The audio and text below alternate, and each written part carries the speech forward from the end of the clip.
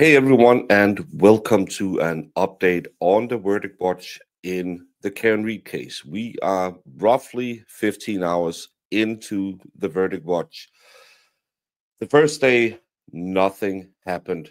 There was no questions, there was no indication where the jury was. But yesterday, we had four questions that kind of give us an indication of where the jury is right now. There was a little hiccup. There were four questions given. Three was read at one time, and then one was read about 2 hours later. But according to the rumors, the one read last was the first question asked. Yes, it's the Karen Reed case. Yes, it is, of course, always confusing. Because if the first question was actually the one that was read last, I am very confident that the jury is close to some kind of verdict. If it's read in the correct order, so it actually is the last question, I am a little more concerned that we could be heading for another hung jury on parts of the questions. Because the number four question that might be number one, might be number four, is to do with the verdict slip. The infamous verdict slip that Bev didn't want to make clearer. We had a question coming in, and it was the last read but potentially first sent question. That question was, if we are not guilty on two of the charges but hung on the last charge, what do we do? It's exactly the same question the jury got hung on last year.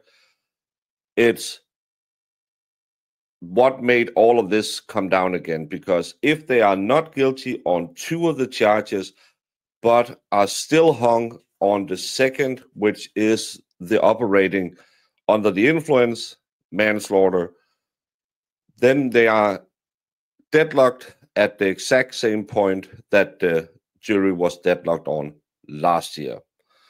What does that mean? That means that there is another potential for this case to get mucked up, because Bev won't make her verdict slip readable. When we look at the verdict slip,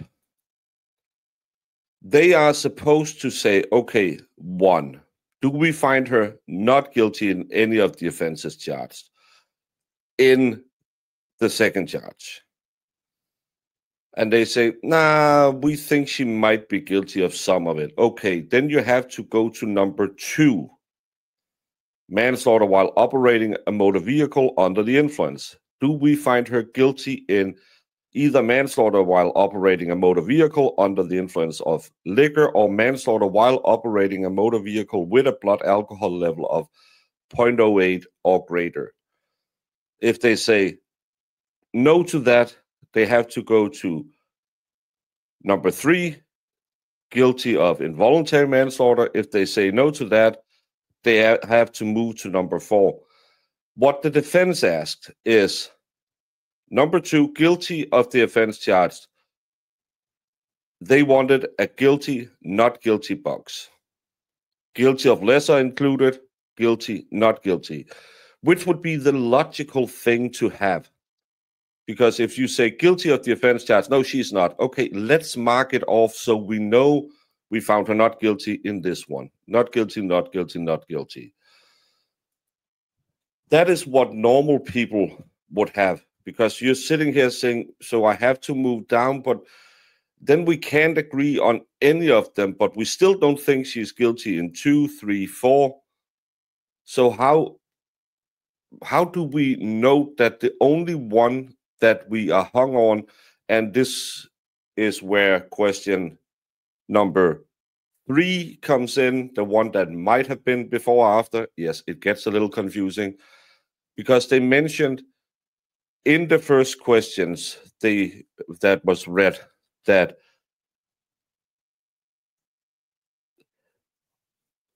what happens to all of the other charges if we convict her on 2/5.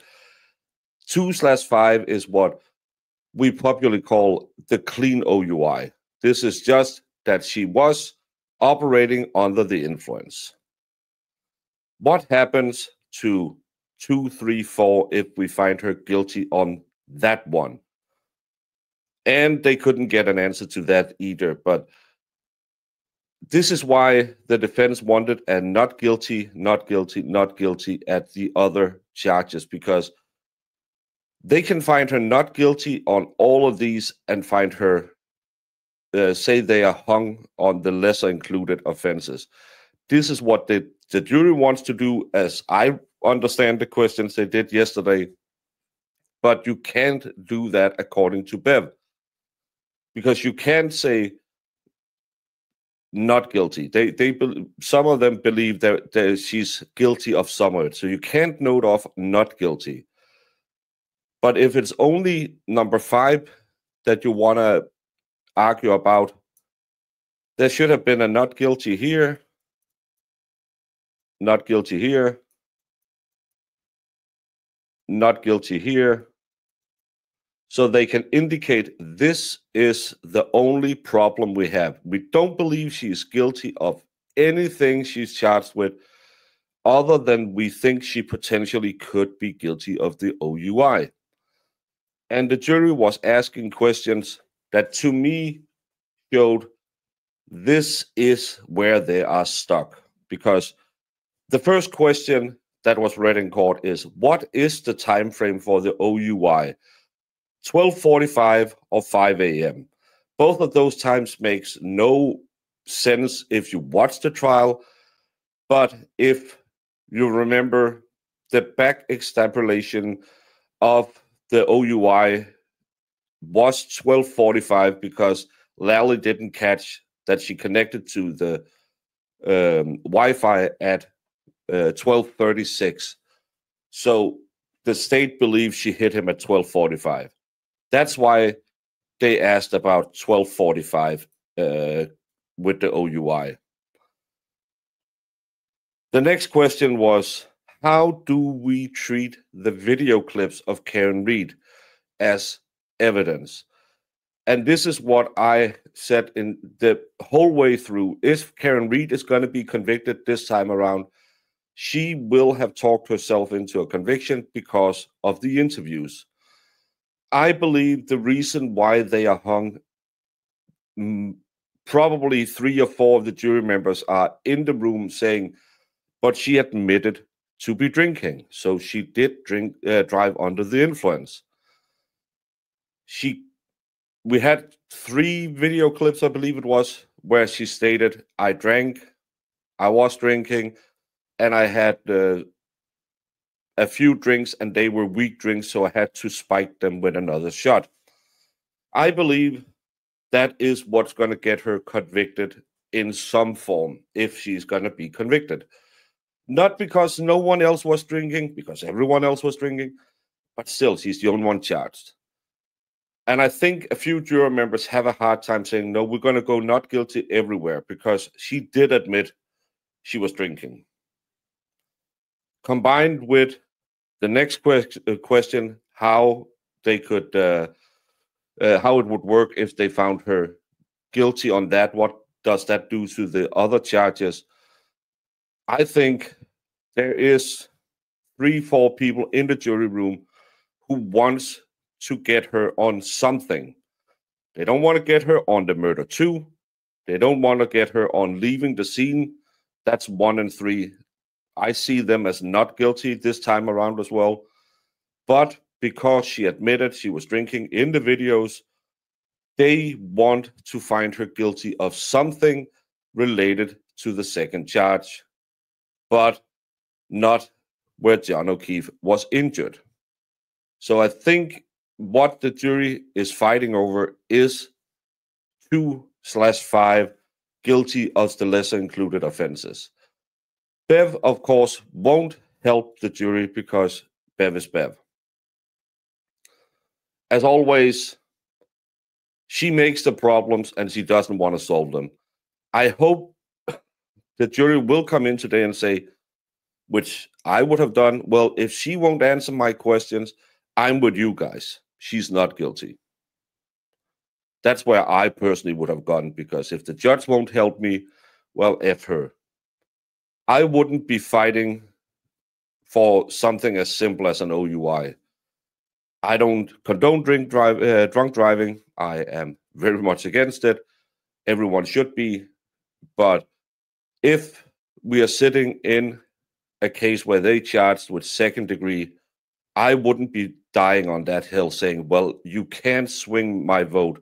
She must go down for an OUI, which in Massachusetts, with Karen Reed's record, is a misdemeanor. I hope the jury comes back and kicks it right back in Bev's face and said, sorry, not good enough. I'm hoping we get a verdict today.